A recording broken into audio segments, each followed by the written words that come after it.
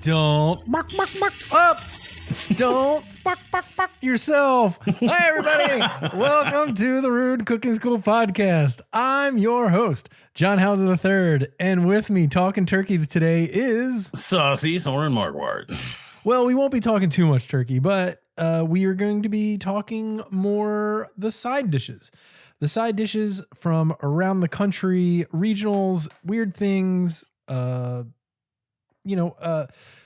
there every state, every city, every place has their little eccentricities or local hyper local dishes that they make, and they don't leave that area just because the rest of the country doesn't have those things accessible to deal with. I know here in Baltimore, just to start off, generally we have a lot of blue crab here. So there's a lot of people that tend to have some blue crab, mainly in form of like crab dip and shit here. I never grew up with anything crab because it was just kind of like expensive-y and time consuming. But I know a lot of people do have crab dip, but someone in Texas is not going to have blue crab dip. You know what I'm saying? Yeah, no, absolutely not. At least not where I lived. Maybe down in coastal Texas, maybe, but yeah. But we'll let's just get into it. Let's just talk about it before we get into I have a list of a couple things, and yeah. What is local in your area, just to start with? Well, being in central Texas, as far as sides go, I learned that apparently, growing up with the family I grew up with, mac and cheese was not a Thanksgiving thing. Yeah, but apparently we talked about this last night, right? Yeah, for brief. Yeah, but apparently it's way more ubiquitous than I ever thought, because I never had Thanksgiving with Texans. Right. We're all from California and shit. So what? You're from California? I am. I was born in LA. I didn't know that. Yeah. Yep. Learn something new every day. Me and my older brother were both products of Los Angeles. Oh, wow. Cool. Yeah. Well, I moved here when we moved here in 1980, so I was little bitty, so I might as well, I guess, be Texan by proxy. You weren't fucking bitching, bro. No. But bodacious and shit. No, not Pauly Shore. But just the traditions we had in the family, it never included things like mac and cheese or greens and things like that. It was basically, mashed potatoes, gravy, dressing, stuffing, whatever. So is mac and cheese a big side dish in Texas? It is. Oh, okay. I've learned that because my brother's girlfriend is born and raised Texan. Mm-hmm. I mean, she speaks hay bale, and okay, and she started coming to the Thanksgivings a few years ago, and she always brings she makes good mac and cheese too. Nice. But she always brought mac and because she grew up with it. It's just bog standard thing here, and it was never on my radar, and I never realized that it was everybody else's side dish because it never happened in our family. It's interesting because we have it here too. So yeah, I think mac and cheese in the last 20 years has probably become a giant side dish. But when I was a kid, I don't know how prevalent it was. I was never a fan of it because nobody in my family could cook a good mac and cheese. It was always really dry, where they would make the mac and cheese and it would be perfect, and then they would put it into a container and bake the fuck out of it. Oh yeah, it turns into building material. Yeah, you would get a cube of mac and cheese, right? And I hate a cube of mac and cheese. And it's just basically paste and gum. Yeah, because the noodles turn into absolute just it turns into mush. Styrofoam. Yeah. It turns into something Jackie Chan could jump off a building and fall onto, right? But we always had it.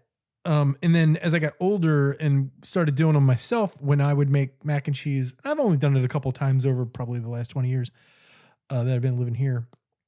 I make saucy Soren Markwart mac and cheese. Make saucy, because that's the only way I like mac and cheese. I like it. Yeah, if I'm gonna make it for something just in general, if I'm making it from scratch, I'm cooking it to eat that day, because it does not reheat very well. No. Weirdly enough, I've found that if you take old old like leftover mac and cheese that's kind of congealed and you can't, it's kind of a pain in the ass to reheat. And if you do reheat it, it kind of just falls apart because, the pasta can't stand up anymore. Yeah. You can puree that sauce with a little milk. Or just take the mac and cheese and put it in a blender and puree that with milk and add that to more macaroni. It's like one of those never-ending mother broth kind of situations.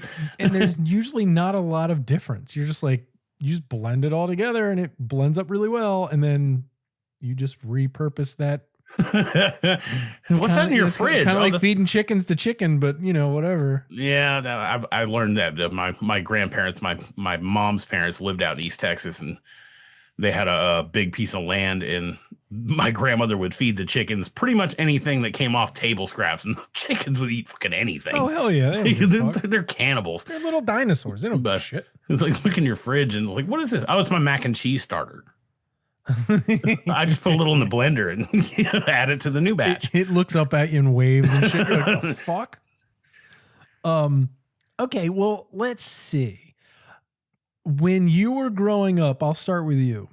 When you were growing up, what was sort of your layout? What was your spread? It was pretty textbook. We do turkey and ham. Textbook Texas. Yeah, well, no, not just textbook like Mayflower Thanksgiving. Mexicali. No, not even that. We didn't get too ethnic with any of the dishes. It was literally just like turkey and a ham because we always cook way too much protein. Oh, you're doing a ham as well on top of it. Yeah. Okay. Every Thanksgiving in my memory always had both. A lot of people. It started out as a lot of people, and of course over the years it dwindled a bit. Sure. Just with the progress of life, but we still do a damn ham and a turkey, and there's only like 10 people, and so we all end up with a shitload of leftovers. But it was that and some form factor of like a dressing. Generally, hold on, just like we talked about last night, dressing versus stuffing. I think it's all nomenclature. It's all nomenclature at that point, No. There's dressing, and then there's stuffing. The stuffing is what you put in the back end of your bird. Were you getting dressing or were you getting stuffing? With my grandparents, it was stuffing because my grandmother would not make a turkey without putting stuffing in the bird. Right. And eventually we sort of transitioned over to a very similar recipe for it, but we wouldn't put it in the bird. Okay. It would just get baked off and on its own. Yeah. And then when I started going to Thanksgiving stuff with my wife, her family did a dressing, which was more of a cornbread and biscuit. You make the cornbread and biscuits ahead and let it stale out. And then do the chicken stock and rehydrate it with vegetables. And it's really, really good. And but our dressing was a little more, it was more like stale bread. Yeah. And like celery and onion and all that kind of stuff, and traditional, yeah. And then the biscuit and cornbread stuff is the one she grew up with, and so wait a minute, it's cornbread and like buttermilk biscuits. Mm-hmm, yeah, you just bake them off. Holy shit! It's surprisingly it's not as hefty as you think. No, I think it sounds amazing. But I can have her ship you a recipe. That would be interesting to try because I'm not a big cornbread dressing fan because it's just so crumbly and like it never holds. Yeah, yeah. The biscuits give it a little more texture.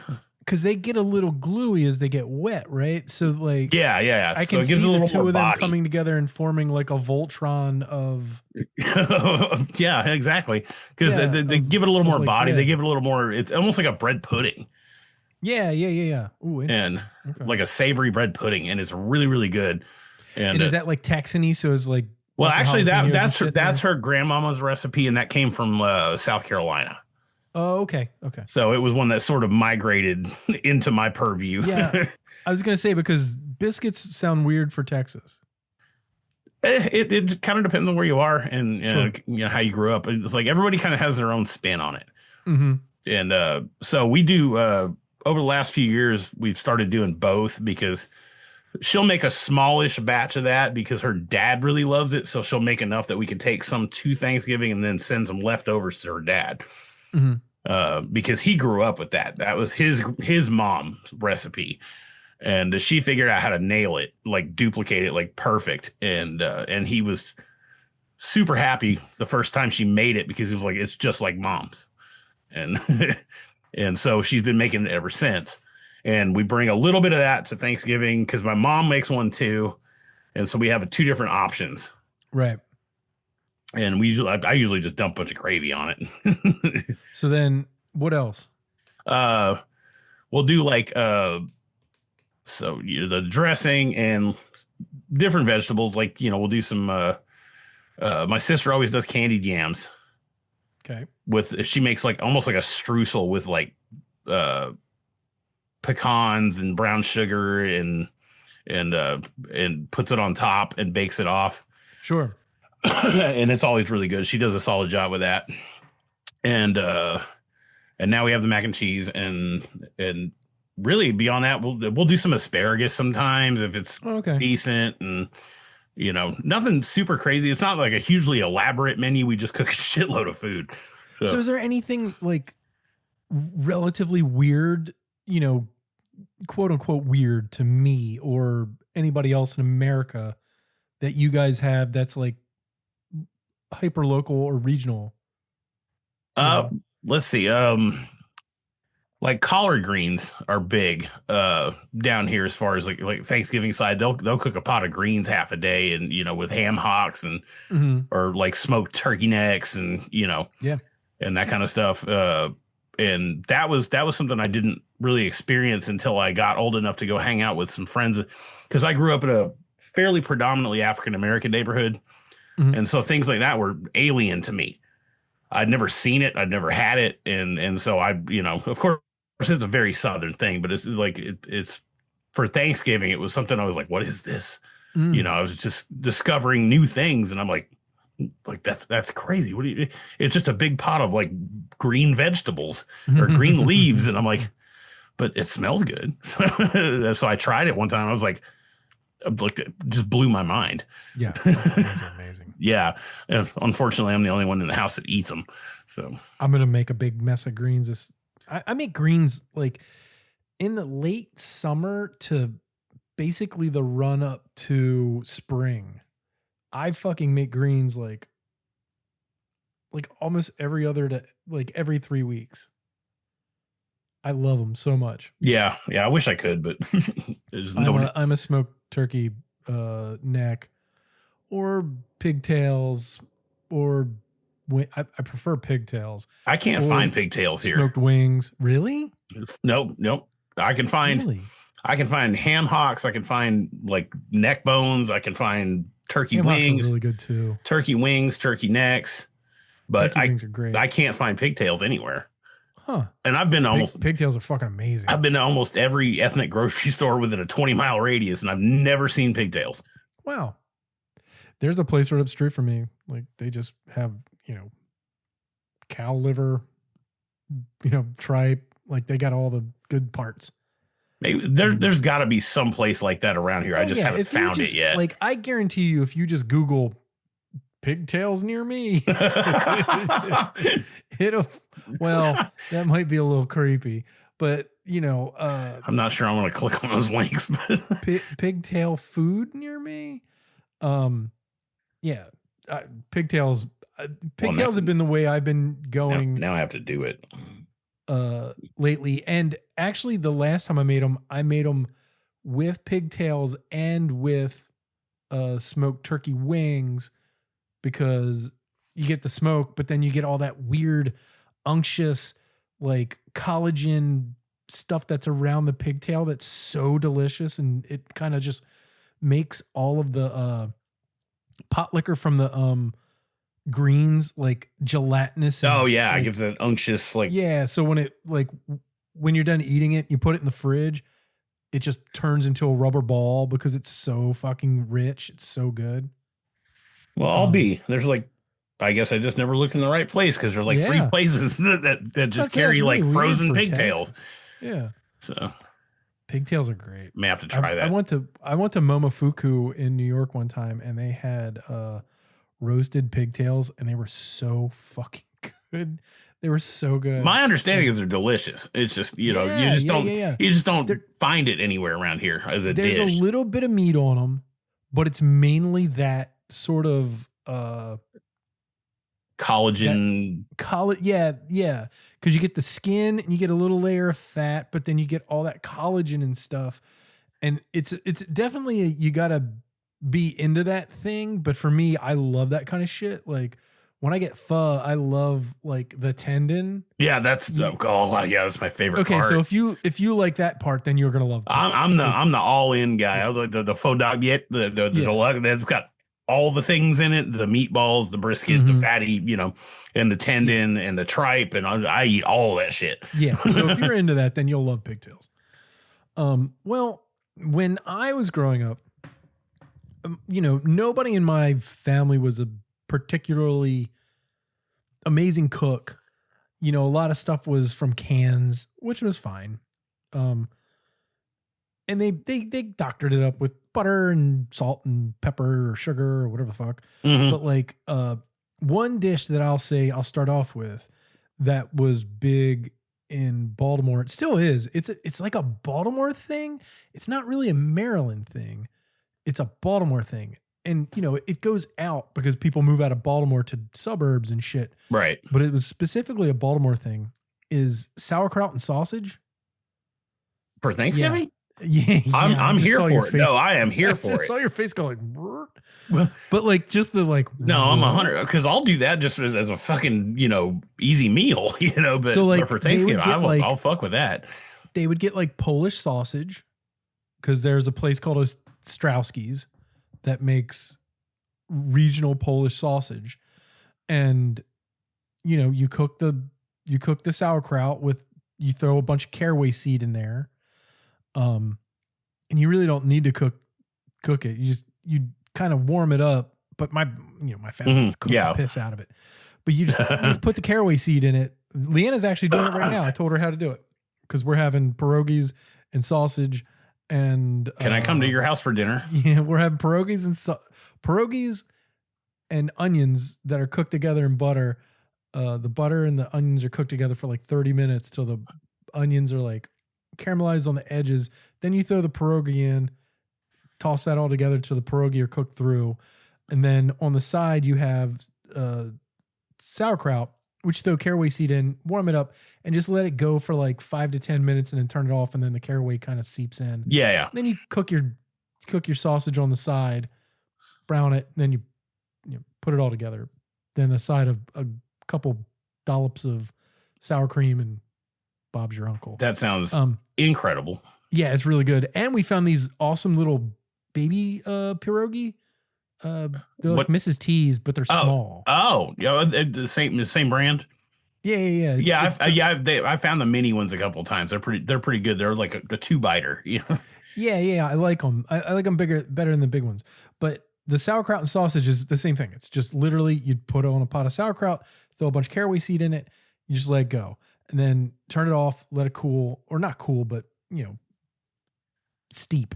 Yeah. And then on the side you do the sausages, brown them up, and then you just put them into the sauerkraut on top of the sauerkraut. That's I would and then house that's your like, side. I would just walk away with that pot and tell everybody else to get fucked. But somebody was talking about it today on Facebook. A buddy of mine who's a food writer, Richard Gorelick, friend of the show. He was asking, who does it, who still does it. And I was like, I still do it every now and then.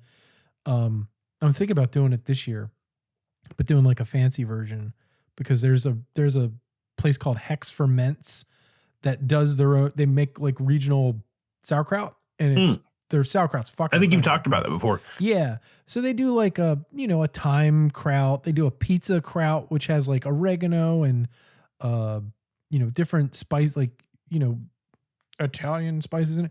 But it's more crunchy because it's not cooked kraut. It's naturally fermented. It's lacto fermented. Yeah, so it's really crunchy and it's delicious. That's And, I prefer that type of sauerkraut. Me too, because kraut can get a little like just bleh, like it's just been the piss has been cooked out of it. And it turns into like a bunch of liquor. Mush. And and it's not texturally. I mean, I'll still great eat it sometimes, which is why you have it with meat and stuff, and you're putting it together as a thing. Like the combination of mashed potatoes, sauerkraut, and sausage is fucking brilliant, right? What is more German? Nothing is more German. Yeah, nothing. Nothing. And oh, please, can I have another one, please? Yeah, so Liebchen, please. So we would have that, and then we'd have like canned corn, of course, mashed potatoes and gravy, sweet potato, the fucking sweet potatoes with brown sugar and the marshmallows and shit. Yeah, we don't do the marshmallows, but that's a bridge too far in my opinion. But I would always take like one scoop, and a little bit of that goes such a long way because it's so fucking sweet. It tastes like diabetes. Yeah. We would have lima beans. We would do my grandmother would make these things called hard rolls. She would buy like a box of hard roll mix, and I've been trying to back engineer that now for 20 years. I've got a pretty good recipe for it, but it's weird because you got to make the mix and then make the rolls. So it's like flour, there's baking powder. I think there's baking soda in it as well. But the big thing is powdered milk. Oh. And that's the big thing. And then you kind of take butter and milk and warm it up and you add it and you mix it. I always add a little yeast in there too. Just give it a little to let it go for like a couple hours and get a little bloom up a little bit and get a little air in it. And then, you make them into kind of like baseball sized rolls. I feel like I've had something like that before. When they bake, they turn into softball size rolls. We would have these fucking rolls. They were huge, man. When I lived up north, I think I went, there used to be like this, well, it's probably still there, but I lived in an Amish town and there was this big like Amish. I was born in an Amish town. But yeah, this horses live in an Amish town. Sorry. That's okay. No, there was like an Amish restaurant in town, and of course a lot of it's like sort of like German food, but I feel like the rolls they had sounded very similar to what you were just talking about as far as like the final product. And we're just savages down here and just buy a bunch of fucking King's Hawaiian rolls and ship it. Speaking of Amish restaurant and me singing, I really had a hard time not busting in, just going, you can get anything you want, Amish restaurant. Oh, that's another thing we kind of always do. Oh, do you listen to that on Thanksgiving? On vinyl. Really? Actual Arlo Guthrie vinyl that my dad bought in the 60s. Wow. Yep. There's a lot of people that listen to that song. They would play it on the radio here, and I'd always be like, what the fuck? Why do they play that today? And never equated the two. You know what I mean? Like, I was just a dumb kid. And then as I got older, I was like, oh, that's what the song's talking about. Yeah, this is basically Thanksgiving dinner. Yeah. But the hard rolls were like crusty on the outside and feathery and light on the inside. And that comes from the powdered milk. Oh, okay. Yeah, it's really interesting. But chemistry. I love those fucking rolls, man. Like, I'm still chasing those rolls. And I guess I should just go and buy a box chasing the bread dragon. Yeah, I mean, for real. Because I would eat like 4 of those fucking things during, like, because it was just like Pac-Man to me, right? You just cut it kind of to just you'd open it up and then just put everything in it and just be like, everything's a sandwich now, I mean, fair play. Yeah, and then of course when you went home, everything was a sandwich, right? That's what you do, Actually, we're actually buy cooking a box of that shit. And then just be like, okay, this is what it should be like. But I know what the texture, you know what I mean? Like, yeah. So you're just trying I'm not going to get any, I don't know. Maybe I just get a box of it and fucking make it. We'd also have cran in a can. Right? Oh yeah, like cranberry sauce, man. We never had fresh cranberry sauce. That wasn't a thing until I started making it at my house. And my mother and father were like, "What the fuck are you doing? What is this horseshit?" And I was like, "What's this fancy bullshit?" I got fancy bullshit. I just literally put cranberries in a pot with orange juice and there's the ridges. Stick. Yeah. Well, I was like, "Hey, look, I got the cran in a can. Don't worry about it, but I want you to try this." And they actually wound up liking my cranberry sauce better, which I was like, in your face, you fucking piece of shit can. Suck it, Ocean Spray. And then the next year I made it and I actually put my real cranberry sauce in a can because I made it the night before, put it in a can, let it solidify, and then slurped it out. That's fucking brilliant. Fucking brilliant. We'd have GBC. That was always a thing, right? Green bean casserole. Oh yeah. Yeah. We had a little bit of a rift with the green bean casserole the last few years because somebody tried to make it. My wife makes the Alton Brown recipe, and it's actually not that hard to make. And in my opinion, I've made it fucking superior to the, however, I disagree. Really? Yeah, I've made that recipe a couple times and it just doesn't. There's some maybe the lack of fucking MSG or that's what I was about to say. And it just dawned on me. And I think maybe I need to make it again, but with MSG. Give a little kiss of the yum dust. Yeah, I wasn't putting MSG in it. And I really think that's what is the difference because the Campbell's mushroom stuff has so much fucking MSG in it. Oh, yeah. Yeah. Which people won't. It's like, it's umami juice. But yeah, so she made it a couple of years and nobody would ever eat it except for me and her. And so she said, "Fuck this. I'm not spending the money on it anymore." So I think the other reason we just deferred back to the old school. I think one of the other reasons I didn't like it was because the green beans weren't cooked through. See, I like the little bit of texture. I like a little bit of texture too, but I think I just undercooked them too much, because I think his recipe is a little flawed. I think he undercooks the green beans in that, which I don't want them to be like green bean stew. You know what I'm saying? Like Southern green beans. But not like super crunchy. Mush. But I don't like the crunch. Yeah. There's a median in there that there's good. Definitely a sweet spot there. Maybe I'll do that this year. It's been a while since I made it because I remember we did it for Leanna's parents one year and everybody was like, "You go fuck. This is awful." And I remember just Leanna being like, I think it's great. And I was like, yeah, it's good, but it's not, and I was the one that made it. And then I think maybe she made it.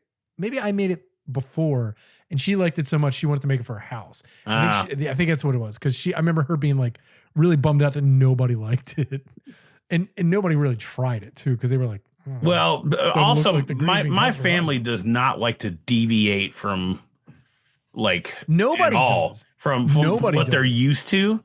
Yep. Yeah, my sister is the most adventurous cook in their house.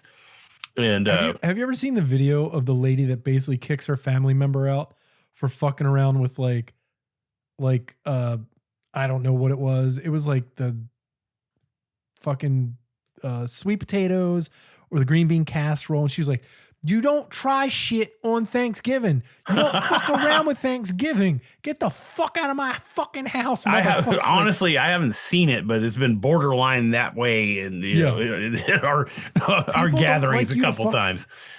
We're on the verge. Like this year, it's just going to be me, Leanne, and Crosby, and my mother's going to come over.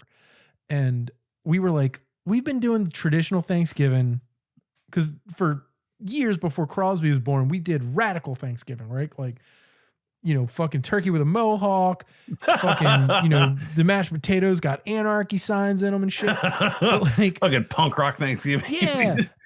But no, we would just try different sides or, different takes, or I would do a roulade of turkey that was sous vide instead of just doing like, I remember when I first started listening to the podcast, like when you had you and Rebecca and then you and Jenny and, you would always talk about your Thanksgiving plans and you were both like getting real innovative. with, Yeah, and the turkey roulade thing is really fun. And if you have a sous vide machine, like those things are fucking great oh, because I it love really mine. it opens up your oven. It's like a fucking, the only time you need an oven for your turkey with that kind of thing is at the end where you're just putting it under the fucking salamander, and broiling the fuck out of it. Yeah, when I do like a shit ton of barbecue or something for like a potluck, I vac seal it all. Yeah. And then I'll bring the sous vide to wherever I'm going, and I just bring it back up to like 165 and rip it, and it's just like the day I made it. Yeah, it's So done. I love sous vide. Um, okay, so then green bean casserole, we would do stuffing. There was no fucking dressing. Well, there was. Well, I'll get to that in a second. There was stuffing, which was cooked in the bird, but of course the bird was cooked to fuck. Oh yeah, yeah. Oh The yeah. skin was the best part of it because it was so crisp, but Everything else was dry everything as else was, shit. yeah. So you had tons of gravy and shit, and that's fine, right? But like the stuffing was awesome because it was just white bread stuffing where they just took they would just take bread and just Stale let white it dry bread. for a couple days. White bread, fucking sandwich bread, and cube it. Do the same thing: celery, onion, fucking thyme. My mom makes hers with rye bread. Nice. I've had that before. It's really good. I do it usually with baguettes because Oh yeah, yeah. it's a little chewier, right? And when it dries out, and then you kind of reconstitute it with all the fucking liquid and shit. It holds up. It holds up, yeah. And then we would have mac and cheese. But then the last savory thing would be the dressing. And this is hyper local. It would be oyster stuffing. That's I was gonna ask about that. I figured you would probably get to that at some point because I am real curious about that because that sound to me as an oyster lover, that sounds incredible. I love oysters. I fucking hate oyster stuffing. Really? I fucking hate it. Okay. There is All right. something about it. I don't know what it is. Maybe I think we tried it a couple years ago and I was like, you can fucking just throw this in the fucking garbage. There's something about it. Even when I was a kid, my mother would always be like, try it. And I'd be like, okay. And then just be like, and I was never that kid and I'm not that adult, but like, man, when I tried it last time, it probably had to be about 17 years ago. So maybe it's time for a re-up. But like, I loved cooked oysters. I love oyster stew. Like, I don't know. There was something about the oyster stuffing that I don't know. It's really weird. Was it like a texture thing or a flavor thing? No, it was a flavor thing. And that's like, it's weird because if you took oyster stew and just dumped it on a bunch of fucking bread and baked it, you'd have oyster stuffing. Yeah. Right? Well, maybe it's the same thing. It's extra long cooking that maybe.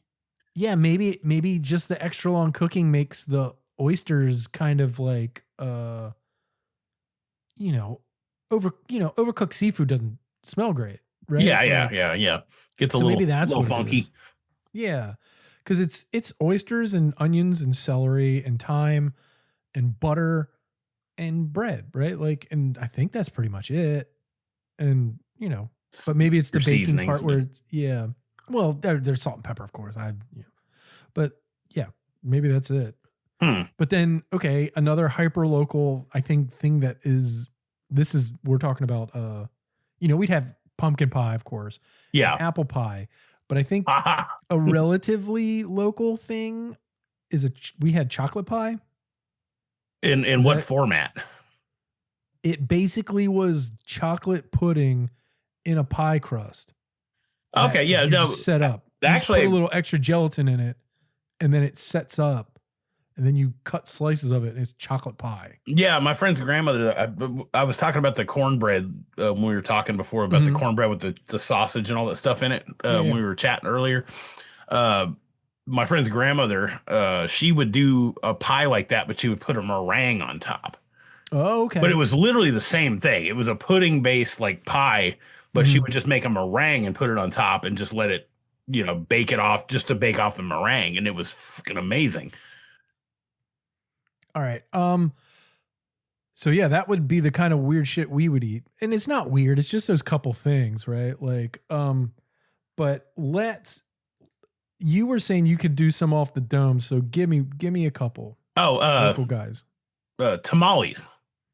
Tamales are huge around the holidays here. Really? Yeah. And the best tamales you can get are the ones that feel like a drug deal. Okay. Because you're literally buying them from somebody out of the trunk of their car at a gas station parking lot for like $14 a dozen. And they give you like their homemade salsa verde that comes in like a sandwich bag. They tie a knot in. And it's like literally on Facebook Marketplace all the time. It's like, I'm selling tamales, $15 a dozen. Meet me at the gas station. And dog, I'm fucking on that shit. That sounds great. Dude, that's good tamales. There's like the best tamales I ever had were Jenny's. Really? And, dude, she made these tamales and they were like silky, soft little fucking corn pillows. She had fucking researched it out the wang and figured out like the perfect amount of like pork fat and cornmeal and just a little bit of meat. And dude, she steamed them for like an extra long time, and god damn, they were good. Yeah, down here it's literally just masa and lard. Yeah. It's masa, lard, and whatever you're gonna put in the middle. But and a lot of times you get them and they're hard or they're no. These are they've got it down around here. Yeah. Sure. like I said, the sketchier the situation, the better the tamales are. and they just come in a giant. They just wrap them in tinfoil, and like I don't ask questions. I'm just like, tamales sound fucking good for. I mean, that's such a really good idea for Thanksgiving. And I've because there's kind of like your cornbread, like yeah. And I know people that put ketchup on their tamales, which is bizarre. No, but it's crazy. Honestly, the people that I know that do it are Latino. Oh, I mean, I don't care. I don't give a fuck if they're Latino. It sounds but it's gross. like, because you'd think, you're putting ketchup on it. People put ketchup on everything. Yeah, they put ketchup, but it sounded bizarre to me, but it's apparently very, very popular. And I was not aware of this ketchup component. I'll have to try it at some point. But I stutter at putting ketchup on anything. A $16 dozen of tamales. That's actually pretty good. You get a dozen for $16. Yeah, handmade. Yeah, that's pretty good. And like I said, I don't ask questions. And occasionally you can find pupusas too. Ooh, yeah. Mm-hmm. There's a pupuseria around the corner, and they're fucking really good. There's a place down in Waco, which is about an hour from here, where my father-in-law lives. Koresh's pupusas. No, it's called Pupuseria Max, and they make pupusas that are like 14 inches across. Holy shit! Yeah, so it's like a pizza. Yeah, pretty much. God damn! But they do the curtido and all that stuff to go with it, it's like, they make like the masa. They make it in different flavors. Oh, so wow. you get a pupusa that's like orange. Fuck yeah, that's because they put like a bunch of like annatto and stuff in it, and yeah. But yeah, so that's a lot of things. Like the different ethnicities in our area, like they tend to influence a bit of the stuff we get around the holidays heavily, as far as like you can pepper that into your menu. And but yeah, so like tamales are great, and like things like pig feet and yeah. There's a lot. So like, Baltimore being a very African American centric city, it's like, I think it's like 80% African American people here. There's a lot of Southern specialties that pop up, when I would be in high school and we'd be talking and everybody be like, oh, mac and cheese, hell yeah. And then somebody be like greens and collards and fucking, people like, what? We do, collards, we do this kind of green, that kind of green. Or then there'd be like, somebody be like, yeah, we got pig feet. And everybody like, oh, and chitlins. Like, yeah. And then there'd be chitlins. I've never tried it, but I really want to. They're interesting. Yeah. It depends on who makes them. It's just like anything else. Like, they could be chewy and gross and taste not great because they weren't cleaned, or they can be fucking delicious because somebody stewed them in a really good broth. And then you get like a good hot sauce with it. You know what I mean? Like, I haven't had chitlins in years, but when I was younger, I used to eat them anytime I was offered them somewhere, and I haven't been any place that they're like, hey, want some chitlins? Well, so, but at the Safeway, I can go right now and get a fucking bucket of those. Oh yeah, for $5. Yeah, like a gallon. Like no shit, a gallon bucket of those motherfuckers. Oh yeah, my Kroger has them too. But now they're selling them vac packed, and they're in the freezer section. I'm like, oh, that's really smart, huh? Because they won't go bad as fast, right? And they're just fucking intestines. So it's not like, right. It's not like the quality's going to suffer. It's just fucking, it's basically sausage casings, right? Like, so that's the weird part of it. But yeah, they're interesting. Okay. I'll go next. I got a list. Okay. This was a list that the New York Times put together like almost over 10 years ago. And it's interesting because it goes by state. And these are just regional things. And it's funny because Alabama, their first thing is an oyster dressing. So I'll let you real quick. It's cornbread, butter, white bread. Like fucking, so it's one baked cornbread, an 8-inch square cornbread, right? 15 slices of white bread. Just like out the bag? Like just a loaf of white bread? Yeah. A half of a white onion, which sounds like very little to me. 2 ribs of celery.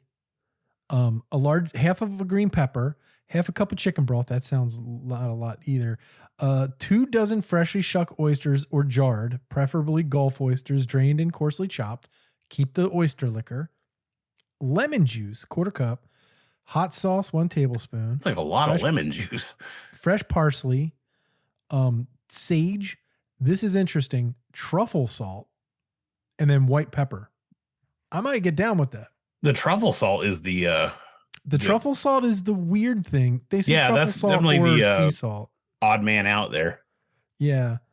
I'm gonna keep going through some of these. Like Arizona has cranberry sauce with chilies. That sounds good. I could get down with a spicy cranberry sauce. Sourdough stuffing with, we did the cranberry salsa, so I guess it's kind of that same vein.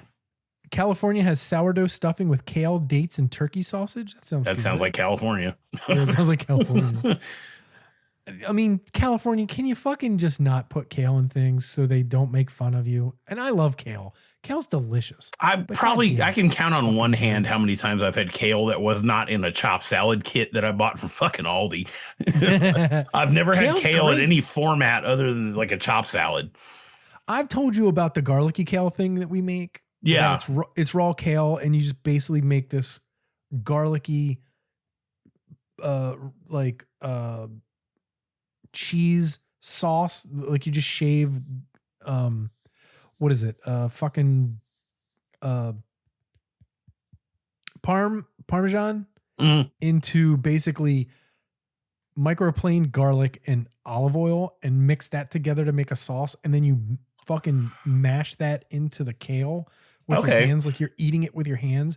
And then you just let that sit for like 45 minutes to an hour while you do all the other shit. And it's amazing with smoked meats. Like it's so good with grilled food. Actually, a lot of the newer so I've told you about the Texas Monthly Top 50 barbecue joints in Texas. A lot of the newer school barbecue joints, their proteins are pretty much always the same. Brisket, ribs, chicken, and they pepper in some other odds and ends. But kale is becoming a very predominant slaw ingredient for sides at a lot of these places.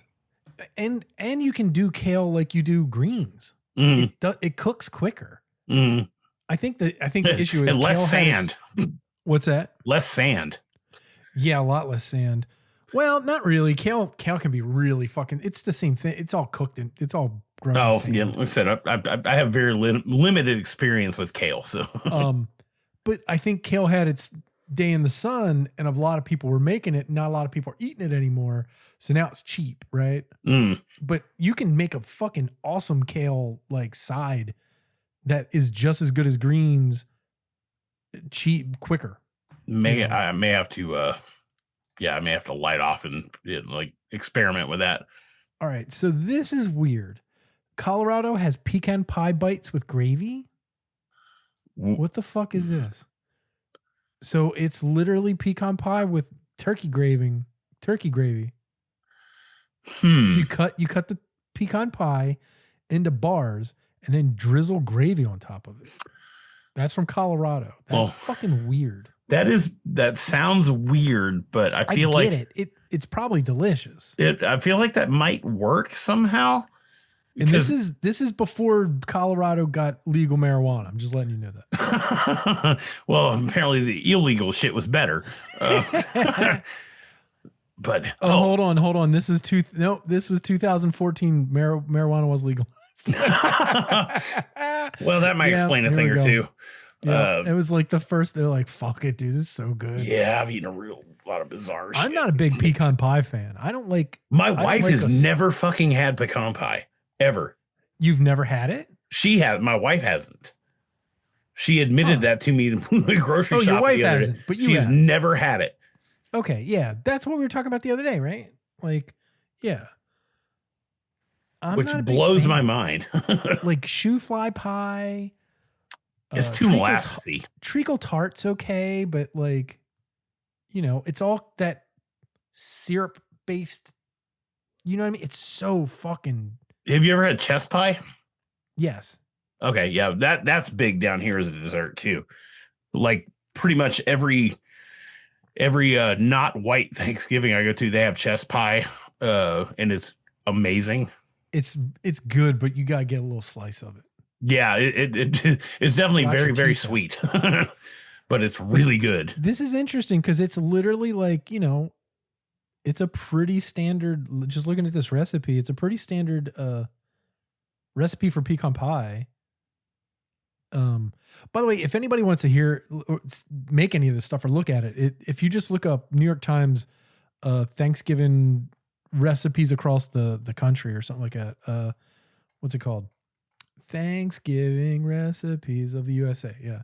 So they're giving like one per state. We're not going to go through all of them. I'm just going to try to find some of the ones that are a little interesting. Like it can't be any worse than those psychopaths in Nebraska with the cinnamon rolls and chili. Oh yeah. Sorry, Nebraska. Garam masala pumpkin tart. That sounds fucking awesome. I've never heard of that. And that's supposed to be in DC. Sounds good. I've never had that. Mojo turkey in Florida. Oh, garlicky. That's kind of, yeah. Georgia's just regular pecan pie. Okay, Hawaii has mochi rice stuffing. That's interesting. That's really weird. Like, have you ever had mochi rice? Like glutinous rice? I've never even heard of it. It's like sushi rice. Oh, it's like sticky. Okay, sticky rice. No, yeah, mochi rice is kind of like it's like sweet rice, sticky rice. Yeah. Okay, so I wasn't familiar with the terminology. And ginger and bacon and oyster sauce and onion, green onion, Chinese sausage. Oh, like lapchang? Char siu, which is Chinese barbecue pork. Yeah. It's got cooked chestnuts. Damn, this sounds fucking great. Now I'm gonna have to write that down. I know, right? Illinois has pumpkin soup with ancho and apple. That sounds good. I remember one year for, I don't know if it was Thanksgiving or Christmas, I made chestnut soup, and that was really good, but it was basically like drinking gravy, and I felt really bad about it, but it was just chestnuts. It wasn't gravy. It just felt bad. You know what I'm saying? Yeah. Down here, the chestnuts are fucking expensive here. So really? Yeah. Because they don't occur naturally in this area. So yeah, okay. I've had like roasted chest. Like we literally had like one of those like fucking fireplace baskets that you could put like stuff in. And Mhm. my parents were always really into like Christmas shit back in the day when I was a kid. And so they got this wild hair one year to buy like a this wire basket that you could put in the fireplace, and they bought a bunch of chestnuts and they put them in Oh yeah. and roasted the chestnuts. I'd never had that shit before. I'm like, this is fucking awesome, but they're also very expensive here. Yeah, they're hard to open.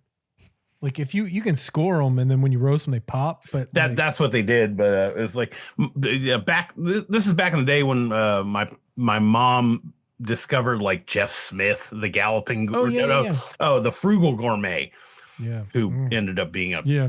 problem. Kid toucher. Yeah. And like Oh, I mean, I would watch his show all the time when I was a kid. He yeah, me was too. fucking great. I grew up on like PBS cooking shows and Yeah, me shit. too. And that's kind Great of chefs how we of ended Europe. up here. And the galloping gourmet and like Julia Child, of course. And Yeah, I always loved the lady who did the voiceovers for like Great Chefs of America or Great Chefs of Europe because yeah. every time she said pepper, she would put her foot in it and shit, and she'd be like pepper, and I'm like, Peppa. yeah, Yeah. putting some pepper on it. It's fucking great. Yep. I used to watch the shit out of that Great Chef show. It's like, All right, so have you ever heard of pocket dressing? that sounds naughty. It's from Kentucky. So uh it's basically so let me see. It's baked patty of dressing that slides easily into the pot. Oh, it's basically it's just like little patties. It's like fucking Dale Gribble. Yeah. Pocket dressing. Pocket dress. Okay, here this is interesting. It's from Louisiana. It's called shrimp stuffed merlotins. Merlaton. Oh, So Okay, do you know what they are? yeah, absolutely I do. Coincidentally enough. So they have this program at my wife's school called Broader Bites. And it's basically like a produce co-op. Mm-hmm. And if you want to get in on it, you just sign up for the week, and they'll bring you a bag of produce. It's kind of like the imperfect produce and stuff. Sure. And so the last two times we've gotten it, it had down here we call them chayote, That's what I was going to say. I know them as chayote. but in Louisiana they're merlaton. Last night I found they were called merlot. I was like, what the fuck is a merlaton? Yeah. Yeah, it's a chayote squash. Yeah, which I fucking love. And unfortunately, I never got to actually cook one before it went off. Yeah, they're a pain in the ass, but they're delicious. And last time the maintenance people came in to look at my stove, the guy who actually owns all the property came with his maintenance guy, and he saw it sitting in the bag, and he thought it was a pear. Yeah, because it looks like a pear, and I wasn't home, or I was doing something else, and my wife is inside with him, and she's like, no, it's a chayote squash, and it looks like a pear, and so he literally grabbed one out of the bag and grabbed like a paring knife out of my knife block and like whacked a hunk off the top and like just downed it. He was like, that's not a pear. He was like, I told you. I'd be like, you owe me money, motherfucker, for taking my food. It was free for us, so Yeah, but still, it's a little whatever. But he's old Southern guy. He's just Yeah. But these are stuffed with shrimp. So you take the seed out and then you stuff them with shrimp and onions and bell peppers and garlic. It sounds fucking really good. And little tomato. Yeah, I have delicious. to find a non-shrimp recipe for it because my wife doesn't like shrimp. But yeah, you could do crab with a K. Of course, Maine has lobster mac and cheese. Well, yeah, no. They have Maryland for sauerkraut and apples. That's pretty relative, yeah. Mm-hmm. Grape salad. That's weird, Minnesota. Yeah, and it's really fucking simple. It's seedless grapes, sour cream, brown sugar, and toasted pecans. Give me all of it, but the grapes. Lame. Let me see. There's.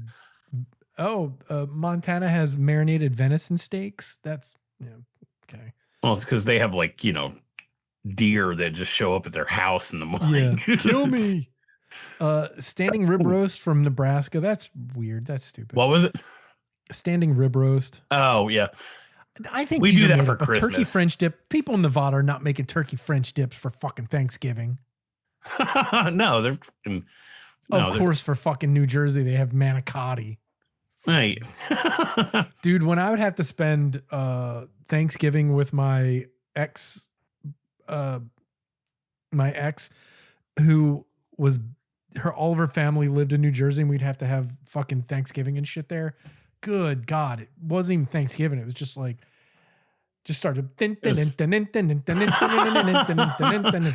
you hear your family.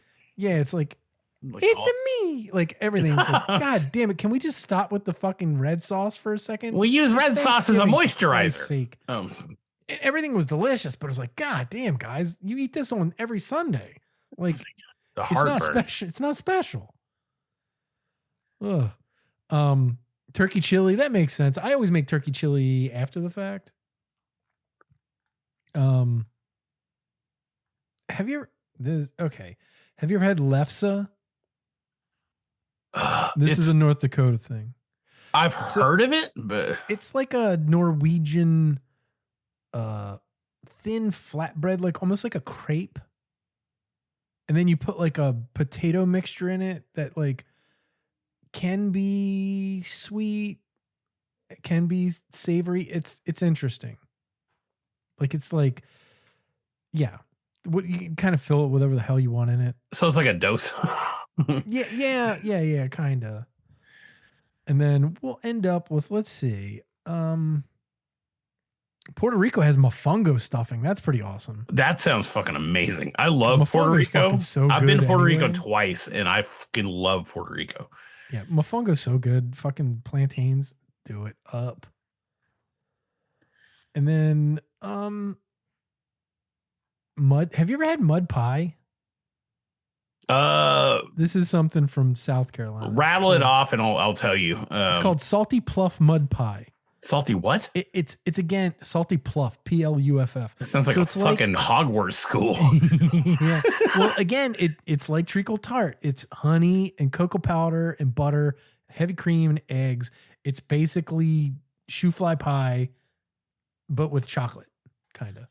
I haven't had like not that. No, I've had something that was called mud pie, but it leaned more into like a chocolate, mousse sort of situation with like whipped cream on top and then Oreos and shit like that. You know what they got for Texas?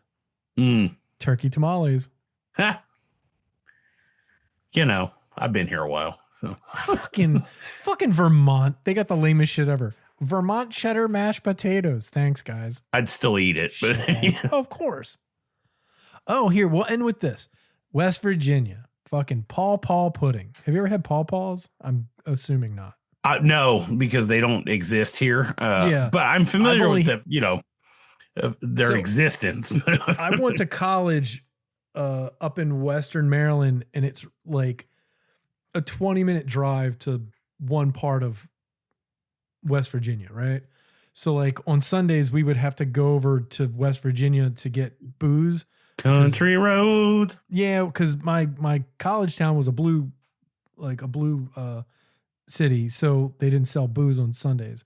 So yeah, we don't either. We'd have to go to West Virginia and shit.